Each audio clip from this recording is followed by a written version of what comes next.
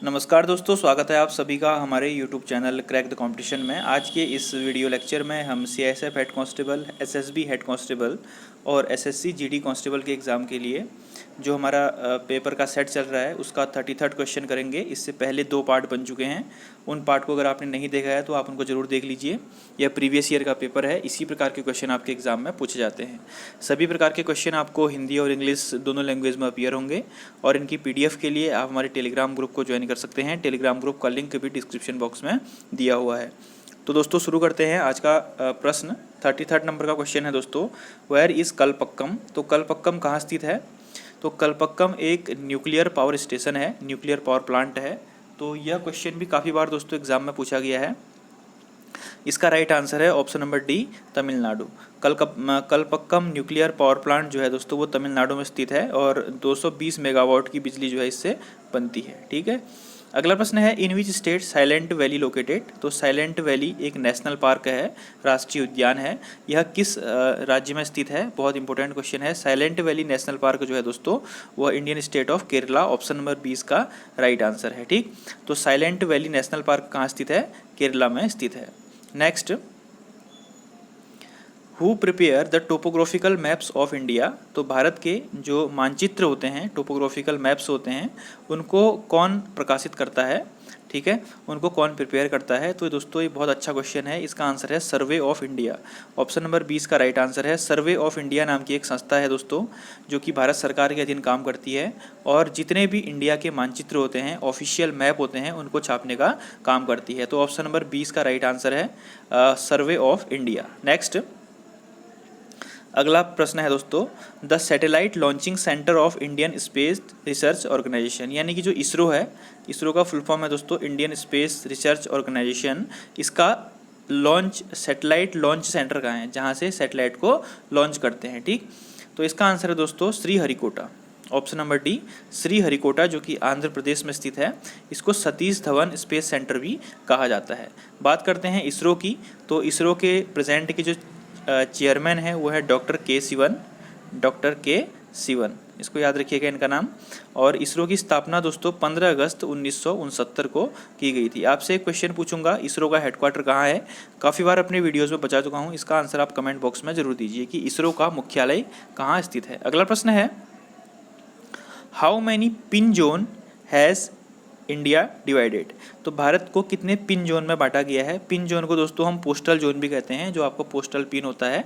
ठीक है, तो टोटल 8 जोग्राफिकल जोन में बांटा गया है और प्लस इसमें 1 मान लीजिए, एक है हमारा इंडियन आर्मी का जोन। ठीक है, उसको हम इसमें काउंट नहीं करते हैं। तो टोटल 8 जोन में हमारे इंडिया को बांटा गया है। तो इंडिया में कितने पिन जोन है दोस्तों?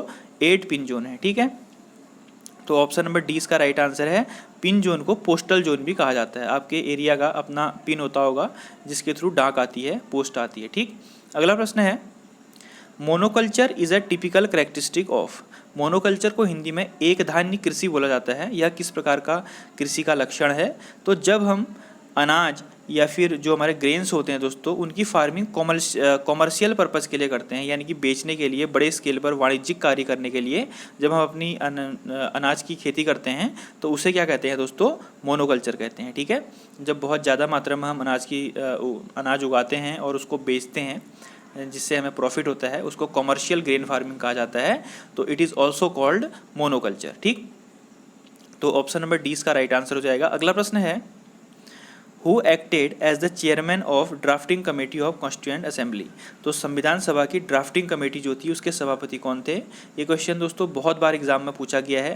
रिपीटेडली प्रत्येक एग्जाम में जीके के सेक्शन में ये क्वेश्चन पूछा जाता है। तो इसका राइट आंसर है डॉक्टर भीमराव अंबेडकर। तो संविधान सभा की जो ड्राफ्टिंग कमेटी थी उसके चेयरमैन कौन थे? Doctor Bhimrao Ambedkar. Option number A is right answer. ठीक दोस्तों, अगर क्वेश्चन आपको अच्छे लग रहे हैं तो वीडियो को लाइक कर दीजिए और अधिक से अधिक इसको अपने ग्रुप्स में शेयर कर दीजिए। नेक्स्ट क्वेश्चन है, the election commission is responsible for conduct of election 2। तो जो भारत का चुनाव आयोग होता है, इलेक्शन कमीशन जिसको बोलता है, वह किस प्रकार के चुनाव के लिए रिस्पॉन्सिबल है? तो पार्लियामेंट, स्टेट लेजिस्लेटर और प्रेसिडेंट और वाइस प्रेसिडेंट, ये सभी के चुनाव जो हैं दोस्तों ये इलेक्शन कमीशन द्वारा कंडक्ट किए जाते हैं। तो इसका आंसर क्या हो जाएगा? Option number D, all of the above.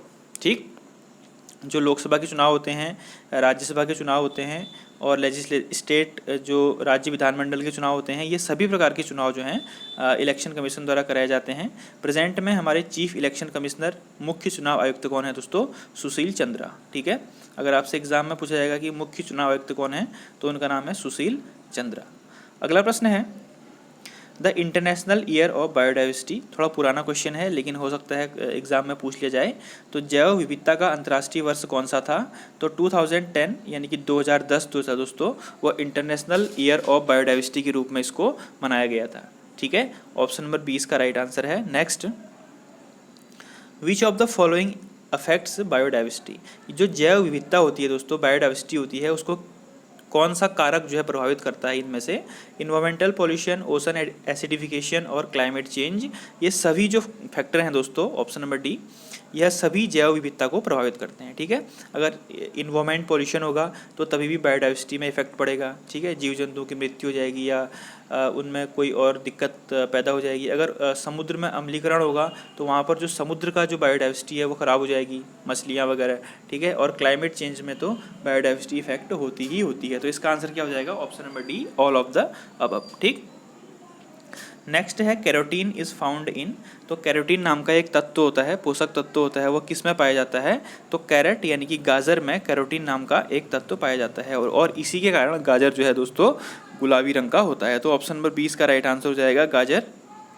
मैं आपसे पूछना चाहता हूँ कि गाजर में कौन सा विटामिन होता है? ठीक है, तो कौन सा विटामिन होता है गाजर में, इसका आंसर आप कमेंट बॉक्स में लिख के जरूर बताइए। अगला प्रश्न है दोस्तों, next, the sweet taste of fruits is due to. जब आप फ्रूट्स खाते होंगे तो उनमें मीठा स्वाद आता है। ठीक है, मीठे होते हैं फ्रूट्स, तो उनमें मीठे होने का क्या कारण होता है? कौन सा कंपोनेंट उसमें प्रेजेंट होता है जिससे फ्रूट्स जो है मीठे होते हैं? तो इसका आंसर है ऑप्शन नंबर डी, फ्रक्टोज। ठीक है, फ्रक्टोज को फ्रूट शुगर भी कहा जाता है दोस्तों। ठीक है, और फ्रूट में फ्रक्टोज शुगर प्रेजेंट होती है, इसीलिए ये स्वीट टेस्ट के होते हैं। ठीक, नेक्स्ट है gall bladder stone are deposit of. तो आपने सुना होगा कि पित्त की थैली में पथरी होगी बोलते हैं, यानी कि गॉल ब्लैडर में स्टोन हो गया, तो वो कैल्शियम जो क्रिस्टल्स होते हैं दोस्तों, उनका जमाव है। ठीक है, तो जब हमारी गॉल ब्लैडर में कैल्शियम की क्रिस्टल्स डिपॉजिट हो जाते हैं तो वो उसे हम क्या बोलते हैं? गॉल ब्लैडर स्टोन बोलते हैं। ठीक, ऑप्शन नंबर ए इसका राइट आंसर हो जाएगा। नेक्स्ट, अगला महत्वपूर्ण प्रश्न है एटीपी स्टैंड फॉर। तो एटीपी का फुल फॉर्म होता है दोस्तों एडिनोसिन ट्राइफॉस्फेट। ये हमारी बॉडी में एनर्जी प्रोड्यूस करते हैं। तो ये तो आपने सुना ही होगा, ऑप्शन नंबर ए इसका राइट आंसर है, एटीपी एडिनोसिन ट्राइफॉस्फेट। ठीक, नेक्स्ट, अगला प्रश्न, forest fire are natural source of. तो जब फॉरेस्ट में आग लग जाती है दोस्तों, जंगलों में आग लग जाती है, जिसको हिंदी में दावानल कहा जाता है, तो उससे धुआं उठता है। तो उस धुएं से कौन सी गैस निकलती है, ये आपसे क्वेश्चन में इनडायरेक्टली पूछा जा रहा है। तो जो फॉरेस्ट फायर होती है दोस्तों, उससे कार्बन मोनोऑक्साइड नाम की गैस निकलती है, जिसका फॉर्मूला होता है CO। ठीक है, और कार्बन मोनोऑक्साइड दोस्तों बहुत जहरीली होती है। यह हमारे हीमोग्लोबिन के साथ मिलकर कार्बोक्सी हीमोग्लोबिन बना देती है, जिससे मनुष्य की मृत्यु तक हो सकती है। ठीक है, तो ऑप्शन नंबर ए इसका राइट आंसर है, फॉरेस्ट फायर से कार्बन मोनोऑक्साइड गैस निकलती है। नेक्स्ट, और आज का लास्ट क्वेश्चन है, which of the following contributes the maximum to the green house effect. तो ग्रीन हाउस इफेक्ट, हरित ग्रह प्रभाव आपने जरूर सुना होगा। तो इसमें किस गैस का योगदान सबसे अधिक होता है हरित ग्रह प्रभाव में? ठीक है, तो दोस्तों इसका आंसर है कार्बन डाइऑक्साइड। कार्बन डाइऑक्साइड क्या करती है दोस्तों? एनवायरनमेंट में हीट को ट्रैप कर लेती है। ठीक है, तो ऑप्शन नंबर ए इसका राइट आंसर है। CO2 का सबसे ज़्यादा 60% जो है CO2 रिस्पॉन्सिबल होती है ग्रीन हाउस इफेक्ट के लिए। तो ऑप्शन नंबर ए इसका राइट आंसर है। इससे आगे के प्रश्न कल हम नेक्स्ट वीडियो में करेंगे। तब तक के लिए आप चैनल पे बने रहिए दोस्तों। अगर आपको वीडियो अच्छी लग रही है तो प्लीज़ चैनल को सब्सक्राइब कीजिए जिन लोगों ने नहीं किया है, और इसको शेयर कर दीजिए ताकि सभी लोगों को इसका बेनिफिट मिले। और जो क्वेश्चन मैंने आपसे पूछे हैं उनका आंसर कमेंट बॉक्स में लिख के जरूर बताइए। थैंक यू, जय हिंद, जय Bharat, God bless you all.